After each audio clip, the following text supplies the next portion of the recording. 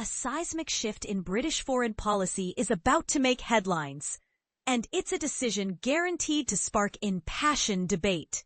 Sir Keir Starmer is poised to officially declare that the UK will recognize Palestine as a state, a move set for announcement on Sunday afternoon that signals a dramatic departure from the country's long-standing approach to the Israeli-Palestinian conflict.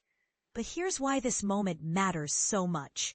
For decades, successive British governments insisted that recognizing a Palestinian state could only happen as part of a broader peace settlement, ideally at a strategic moment when it would have the greatest impact on the quest for a two-state solution. Now, Starmer's government says the time for waiting is over. According to ministers, the UK has a moral obligation to keep hope alive for meaningful peace in the region.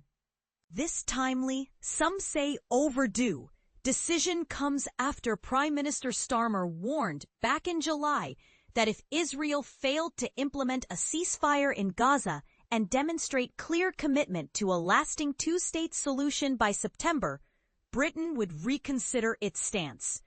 On-the-ground conditions have only deteriorated since then. Images of starvation, widespread suffering, and escalating violence in Gaza have been described by the Prime Minister as intolerable.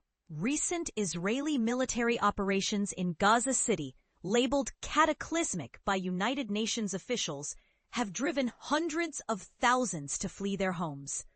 Earlier this week, controversy erupted when a United Nations commission accused Israel of acts tantamount to genocide against the Palestinian population, a charge Israel fiercely disputes as misleading and untrue. Meanwhile, the ongoing expansion of Israeli settlements in the occupied West Bank, settlements condemned as illegal by international law, was identified by ministers as a major reason for the UK's decision to recognize Palestinian statehood now. Justice Secretary David Lammy, who served as Foreign Secretary when the path to recognition was first set, specifically called out the controversial E1 settlement project, warning it would irreparably damage any prospects for a contiguous, viable Palestinian state. Our recognition of Palestine arises from the expansion of settlements, persistent settler violence, and concrete plans, like E1, that would shatter the dream of a two-state solution. There's more. Palestinian Authority President Mahmoud Abbas hailed the UK's pledge during his visit with Starmer earlier this month. Both leaders reportedly agreed that Hamas, widely regarded as a terrorist group by the UK, had no legitimate role in the future governance of Palestine. But this is the part most people miss. Intense criticism has come not just from Israel, but from within and outside the Conservative Party. Israeli Prime Minister Benjamin Netanyahu insisted that immediate recognition amounts to rewarding terror, a view echoed by conservative leader Kemi Badenoch. Badenoch, writing in The Telegraph, argued, "It's clear as the U.S. has made plain that granting recognition now while hostages remain captive would, in effect, reward terrorism." Remarkably, families of Israeli hostages abducted by Hamas penned a heartfelt open letter to Starmer, urging him to delay recognition until all 48 remaining hostages, 20 of whom are believed alive, are safely released. They stated that the UK's impending policy change has dramatically complicated efforts to bring home our loved ones, and claimed Hamas was emboldened by the move. Add even more intrigue. During a recent state visit, U.S. President Donald Trump expressed clear disagreement with Starmer's plan to proceed with recognition at this time. The situation brims with controversy. How do you balance the hopes of an entire people against the urgent, personal tragedies of families still waiting for their loved ones? Starmer had already set a deadline tied to this week's United Nations General Assembly meetings, signaling that the UK expected Israel to take serious steps, ending the humanitarian crisis in Gaza, agreeing to a ceasefire, and revitalizing the once promising two-state solution. In July, he explained, "Recognition will come when it can best contribute to meaningful peace. This is that moment."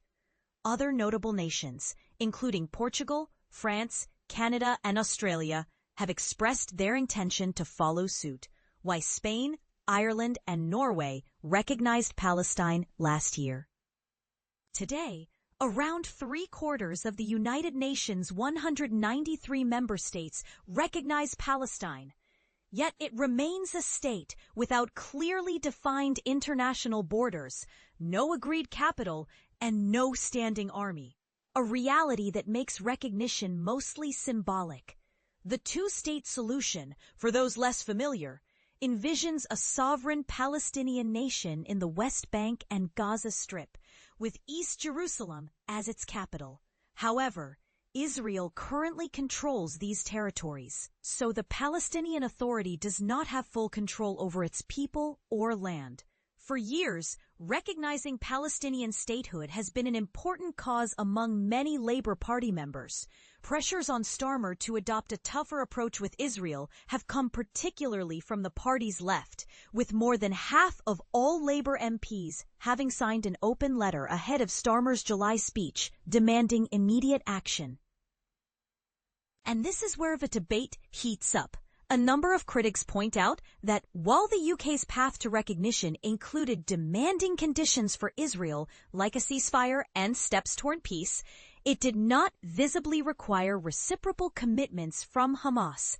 The UK's chief rabbi, Sir Ephraim Mirvis, even called for a halt, arguing that the recognition was not contingent on even basic guarantees, such as a functioning Palestinian government, a commitment to peace, or the release of the hostages.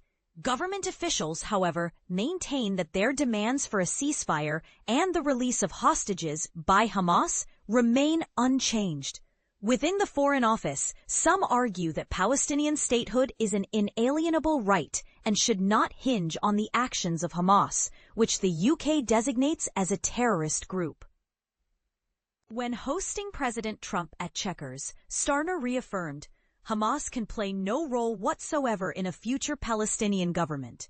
The current crisis began with Hamas's unprecedented attack on southern Israel on October 7, 2023, which left approximately 1,200 Israelis dead and 251 people kidnapped.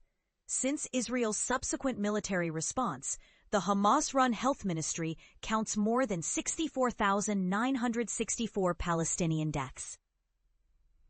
Here's the question that hangs in the air. Is the UK's recognition of Palestinian statehood a courageous act in pursuit of justice? Or is it reckless timing that could embolden extremism and undermine hostage negotiations? Should recognition be strictly tied to democratic reforms and security guarantees? Or is it time to act regardless? Let us know your thoughts and join the debate below. Where do you stand?